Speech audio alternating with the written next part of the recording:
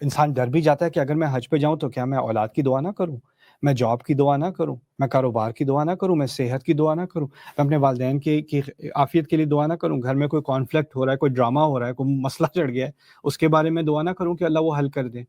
شادی میں مسئلہ چلا ہوا ہے، میں دعا نہ کروں کہ اللہ میری شادی والا یہ مسئلہ حل کر دے۔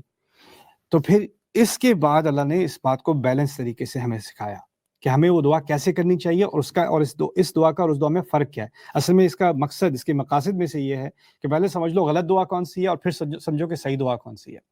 اب یہ صحیح دعا کیا ہے؟ وَمِنْهُم مَن يَقُولُ رَبَّنَا آتِنَا فِي الدُّنْيَا حَسَنَةً وَفِي الْآخِرَةِ حَسَنَةً وَقِنَا عَذَابَ النَّارِ۔ ان میں سے ایسے لوگ بھی ہیں جو کہتے ہیں ہمارے رب ہمیں اچھا دے اس دنیا میں، حسنہ خوبصورت اور اچھا، وفی الآخرۃ حسنہ اور آخرت بھی اچھا اور خوبصورت دے، وقنا عذاب النار اور ہمیں آگ کے عذاب سے بچا لے۔